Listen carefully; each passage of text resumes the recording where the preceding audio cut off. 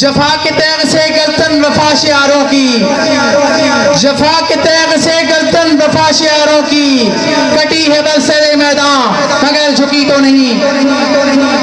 اب میں گزارش کروں گا سینئر وائس پریزیڈنٹ علماء کونسل پاکستان پیپلز پارٹی ضلع اٹک جناب حافظ محمد یاسر صاحب سے کہ وہ اسٹیج پہ تشریف لائیں اور مختصراً اپنے خیالات کا اظہار کریں۔ جناب حافظ یاسر صاحب۔ نحمدہ ونصلی ونسلم علی رسولہ الکریم، اما بعد فاعوذ باللہ من الشیطان الرجیم، بسم اللہ الرحمن الرحیم۔ ان اللہ یأمرکم ان تؤدوا الامانات الی اہلہا وَإِذَا حَكَمْتُمْ بَيْنَ النَّاسِ أَن تَحْكُمُوا بِالْعَدْلِ۔ صدق اللہ مولانا العظیم و صدق رسولہ النبی الکریم۔ ببرکۃ ان اللہ و ملائکتہ یصلون علی النبی یا ایھا الذین آمنوا صلوا علیہ وسلموا تسلیما۔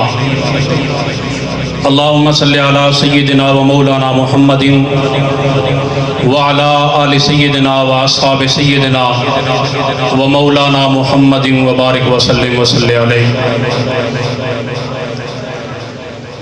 محترم جناب سردار فیضان حیدر صاحب،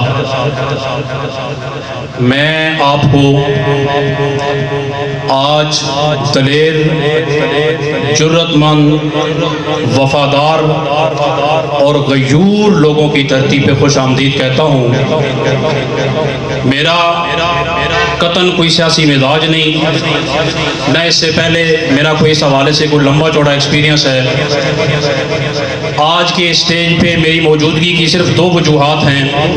ایک، میری قیادت جناب پروفیسر ڈاکٹر محمد طاہر القادری صاحب، جنہوں نے اس دفعہ باقاعدہ طور پہ پاکستان پیپلز پارٹی کے ساتھ اتحاد کیا ہے، اور مجھے اس بات پہ فخر ہے کہ رب ذوالجلال نے ہمیں وہ قیادت دی ہے کہ آج سے 10 سال پہلے انہوں نے کہا تھا کہ موجودہ اس نظام کے تحت آپ جتنی مرضی کوشش کر لیں کوئی تبدیلی آتی مجھے نظر نہیں آ رہی۔ سامعین محترم، ہم نے پھر تبدیلی ہوا میں اڑتی دیکھی ہے۔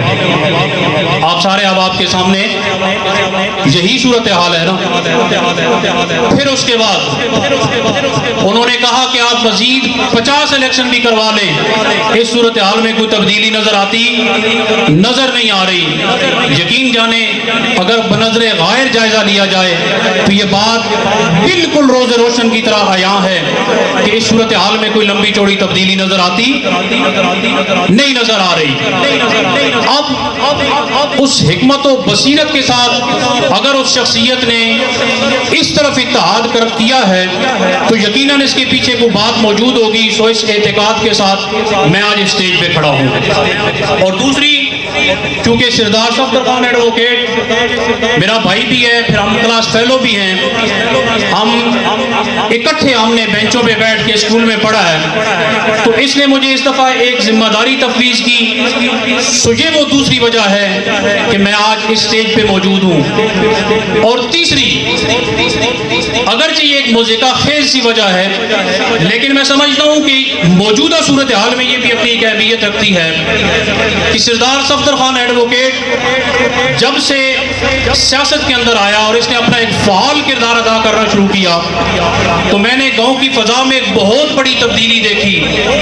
وہ لوگ جو ایک دوسرے کے پیچھے نماز پڑھنا گوارا نہ کرتے تھے، وہ لوگ جنہوں نے ایک دوسرے پہ کفر و شرک اور بدعت کے فتوے دیے تھے، آج وہ ایک پلیٹ فارم پہ اگر کہیں آپ کو اکٹھے نظر آ رہے ہیں تو اس کی پیچھے یقیناً کوئی وجہ ہے۔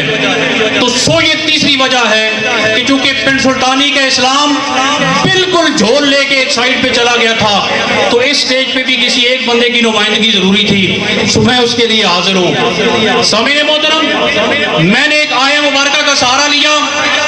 اس آیہ مبارکہ کے دو حصے ہیں۔ پہلے حصے کا تعلق آپ کے ساتھ ہے اور دوسرے حصے کا تعلق، چونکہ نمائندگی کر رہے ہیں فیضان حیدر صاحب اپنے والد صاحب کی جگہ پہ، دوسرے حصے کا تعلق ان کے ساتھ ہے۔ میں پہلا حصہ آپ کے سامنے رکھ دوں۔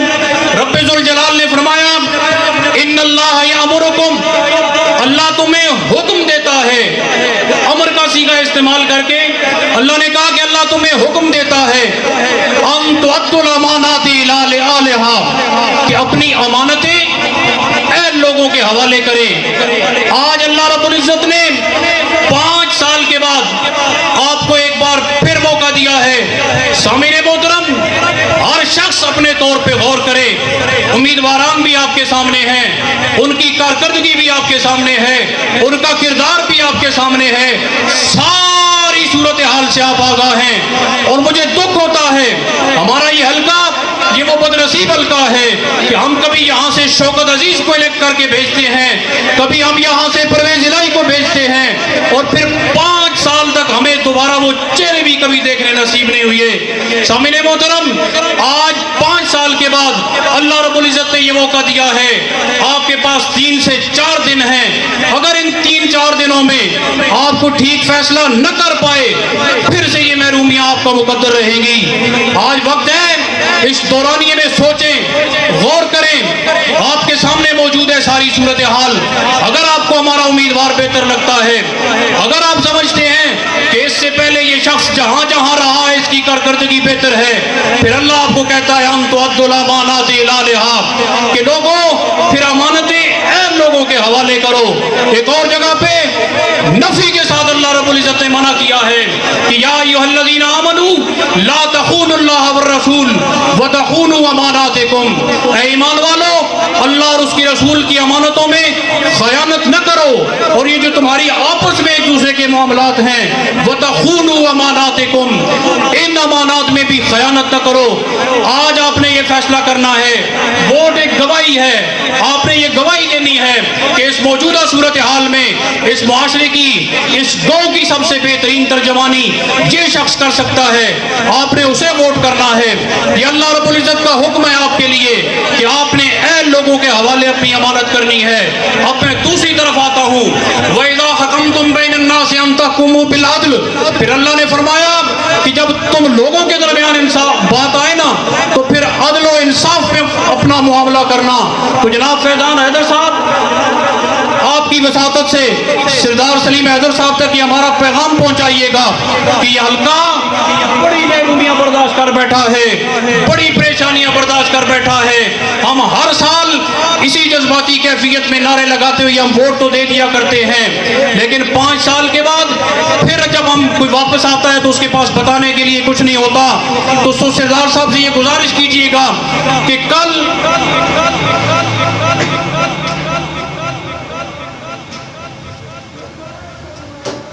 خوش آمدید سردار صاحب سے یہ گزارش کیجیے گا کہ کل جب آپ کی باری آئے پھر ایسا نہ ہو کہ نور پور کے اندر تو سڑکوں کے جال بچ جائیں لیکن یہاں پھر سلطانی والے دیکھتے رہ جائیں، پھر ایسا نہ ہو کہ پہاڑ کے اس طرف ترقی ہوتی نظر آئے جہاں ہم پسماندگی در پسماندگی کی طرف جاتے نظر آئیں۔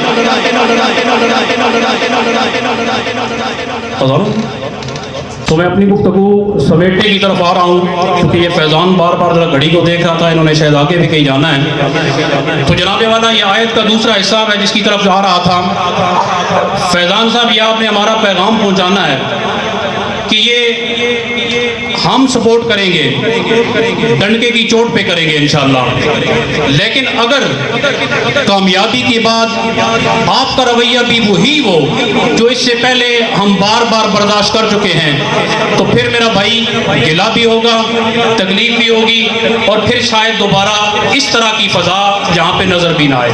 تو یہ ہمارا پیغام ہے، ہم سپورٹ کریں گے ہر حوالے سے انشاءاللہ، ڈنڈے کی چوٹ پہ کریں گے، لیکن اگر اس علاقے کی پسماندگی جو کی تو رہتی ہے تو پھر یہ آپ کی ہمارے ساتھ زیادتی ہوگی۔ آج یہ دو فریقین کے درمیان ایک معاہدہ ہے، ووٹر آج طاقتور یہ لوگ ہیں، اس لیے ہر شخص چل کے یہاں اس گاؤں کی گلیوں میں آپ کو نظر آ رہا ہے۔ آج یہ لوگ اپنی طاقت منتقل کرنے لگے ہیں آپ کو، اور اس عہد کے تحت تحت, اس معاہدے کے تحت کہ اس حلقے کی آواز اسمبلی کے فلور پہ اٹھائی جائے گی, اس حلقے کی پسماندگی کو دور کرنے کے لیے ہر طرح کی کوشش کی جائے گی. اس معاہدے کی پاسداری پھر آپ کے ذمہ ہے. دعا ہے کہ اللہ رب العزت 8 فروری کو ان احباب کو بھی ٹھیک فیصلہ کرنے کی توفیق عطا فرمائے, اور پھر نتیجتاً جسے کامیابی ملے پھر اپنے عہد و پیمان کا وہ بھی پابند رہے. وآخر دعوانا ان الحمدللہ رب العالمین.